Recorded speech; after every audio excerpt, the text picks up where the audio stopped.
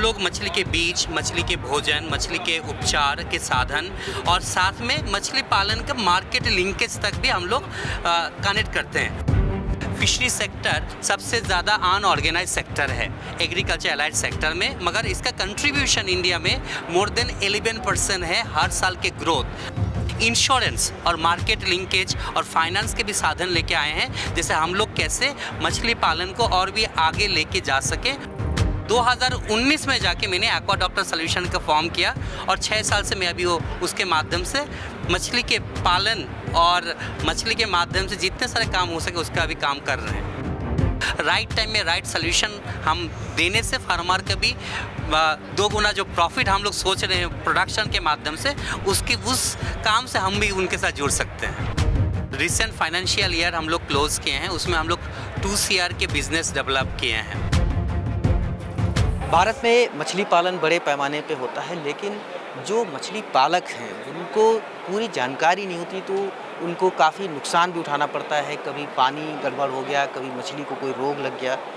ऐसी कोई व्यवस्था अगर एक जैसी हो कि आप मोबाइल पे पूरी जानकारी ले सकते हैं पैदा करने से लेके बिक्री तक, तो हमारे साथ एक तनु बर्मन हैं त्रिपुरा से।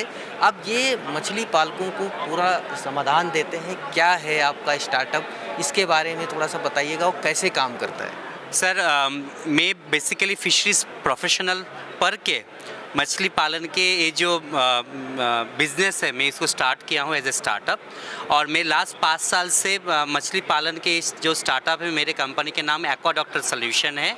इसके माध्यम से मछली पालन के जितने सारे साधन हैं उसको एक ही छत के नीचे हम लोग ला के उसको एक कैसे एक रोजगार के साधन उसके माध्यम से हम लोग गांव-गांव में मैसेज पहुंचा सके उसके ऊपर काम कर रहे हैं। हम लोग मछली के बीज, मछली के भोजन, मछली के उपचार के साधन और साथ में मछली पालन का मार्केट लिंकेज तक भी हम लोग कनेक्ट करते हैं फार्मर को। और साथ में हम लोग क्या कर रहे हैं, अभी हम लोग एक नया ऐप लॉन्च किए हैं जिसका नाम है मत्स्य साथी।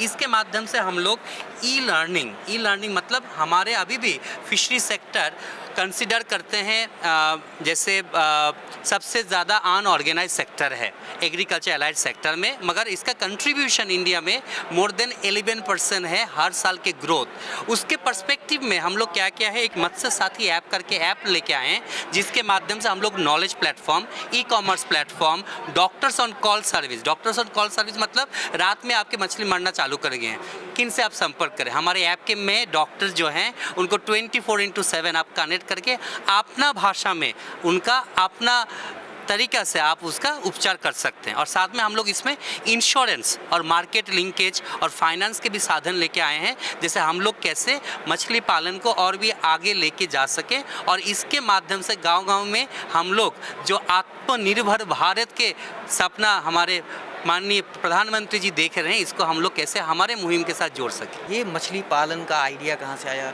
नंबर 2, क्या सिर्फ वर्चुअल है या फिजिकल भी आप कुछ काम करते हैं?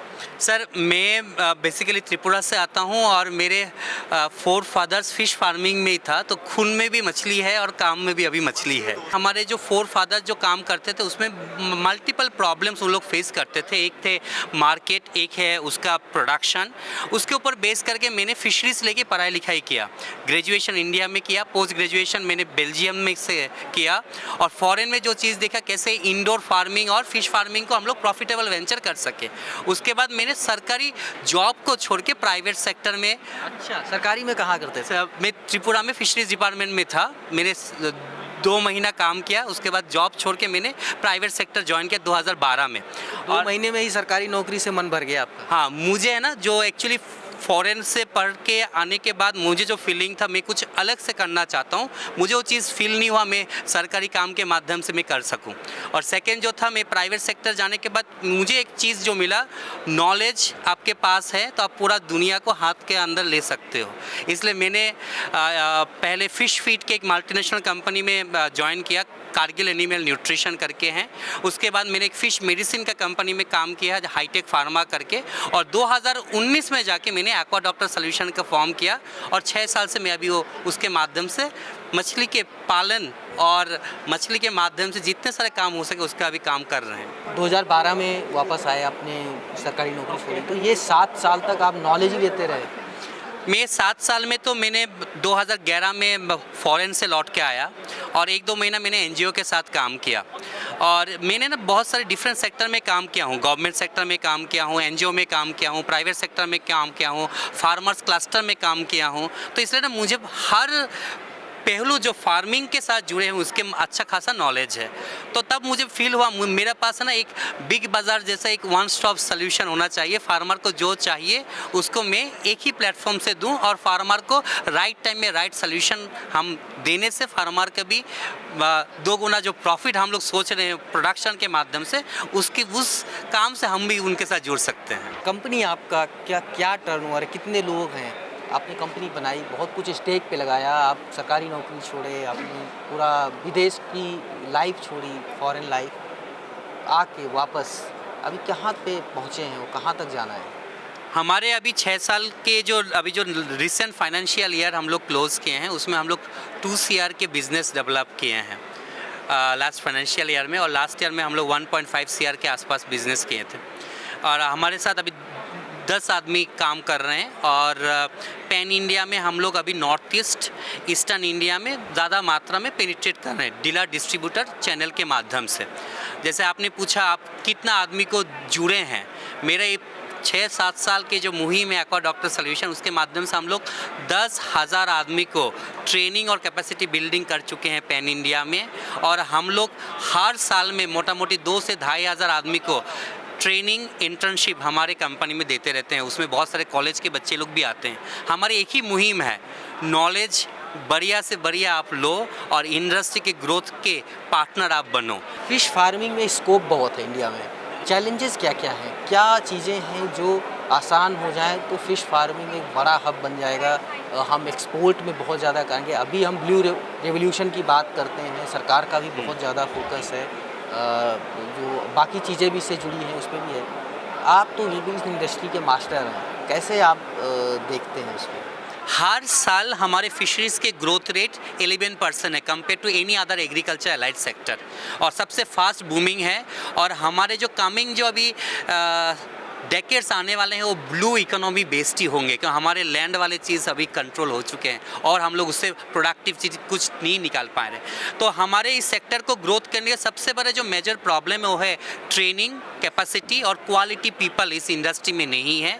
सेकेंड है इस जो फार्मिंग लाइन है, जो फार्मर्स इनके साथ जुड़े हुए हैं, उस फार्मर को सही टाइम में सही इनपुट्स, सही बाज़ार और सही दाम उनको जब मिल जाएगी, सेक्टर की ग्रोथ ऑटोमेटिकली होगी। और हमारे माननीय प्रधानमंत्री जी ने लास्ट 10 साल में 20,000 करोड़ अंडर प्रधानमंत्री मत्स्य संपदा स्कीम के माध्यम से इस सेक्टर को दिए हैं। आफ्टर 75 ईयर्स कोई प्राइम मिनिस्टर सोचे हैं ब्लू इकोनॉमी एक माध्यम हो सकते हैं रोजगार, साधन और एक्सपोर्ट इंपोर्ट के माध्यम से हमारे जो फॉरेन एक्सचेंज के जो भंडार है उसको हम लोग आगे लेके जा सकते। प्रोडक्शन से लेके सेलिंग तक आप किन किन चीज़ों में कैसे करते हो, और किसान आपसे जो जुड़ता है उसको कुछ पे करना पड़ता है या ये सब फ्री ऑफ कॉस्ट होता है? सर हमारे जो ट्रेनिंग है उसके 2 मॉड्यूल्स हैं, एक हम लोग फ्री में करते हैं, एक मॉड्यूल में जहाँ पर फार्मर हमारे फिजिकल होती है, वर्चुअल होती है? वर्चुअल और फिजिकल दोनों रखते हैं। और जो लोग मान के चलिए हमारे सेटअप बंगाल में है, बंगाल में आके 3-4 दिन रुक के हमारे साथ ट्रेनिंग लेंगे सब कुछ, उसके लिए हम लोग छोटा एक चार्जेस लेते हैं। बाकी जो चीज़ है ट्रेनिंग के बाद जैसे इनपुट्स की ज़रूरत है, उनके साधन की ज़रूरत है, उनके फार्म डेवलप करके देना है, और फार्म में प्रोडक्शन होने के बाद उनको इंश्योरेंस करवाना है, उसके बाद मार्केट लिंकेज करवाना है, वो हम A to Z सॉल्यूशन हमारे जो इंक्यूबिटीज़ होते हैं, हमारे साथ जो ट्रेनिंग लिए हैं, उनको हम लोग सब कुछ सुलभ मूल्य में देते हैं। तो हम लोग उसको चार्जेस भी करते हैं, 1 से 2% चार्ज ही करते हैं, उसमें हम लोग ज़्यादा कुछ नहीं करते हैं। और हम लोग हमारे से जुड़ने से और भी एक फ़ायदा जो है, हम लोग उनको बहुत सारे जो स्कीम है गवर्नमेंट के, उन लोग हम लोग फ्री ऑफ कॉस्ट भर के एग्जीक्यूशन लेवल तक हम लोग लेके जाते हैं। जी बर्मन साहब, अभी आप वेस्ट बंगाल में हैं, क्या आपका प्लान है कि पूरे भारत में इस तरीके से, क्योंकि फ़िश फार्मिंग तो साउथ में तो बहुत ज़्यादा है और पूरे भारत में ही इसका बढ़ाया जा सकता है, फ्यूचर प्लानिंग क्या है? आप हमारे जो एक्वा डॉक्टर सोल्यूशन है, हम लोग अभी ईस्टर्न जोन में ज़्यादा फोकस कर रहे हैं, ईस्टर्न और north east, because consumption rate सबसे ज़्यादा वहाँ पर है, फ़िश खाने वाले के परसेंटेज सबसे ज़्यादा है। मगर हम लोग हरियाणा, यूपी, पंजाब, जम्मू एंड कश्मीर, हिमाचल, उत्तराखंड, उस एरिया में मध्य प्रदेश, छत्तीसगढ़, उसमें भी हम लोग अपना पेनिट्रेशन चालू किए हैं थ्रू आवर पार्टनर ऑर्गेनाइजेशंस। सो आपके जो बात है, जैसे आप कैसे पूरा इंडिया देखोगे, मैं शायद 5-10 साल में मैं देखूंगा एक्वा डॉक्टर सॉल्यूशन के फिजिकल सेंटर हर स्टेट में है, और हम लोग हर स्टेट के फार्मर को सिर्फ नॉलेज में एम्पावर नहीं कर रहे हैं, पैसा से भी एम्पावर करवा रहे हैं।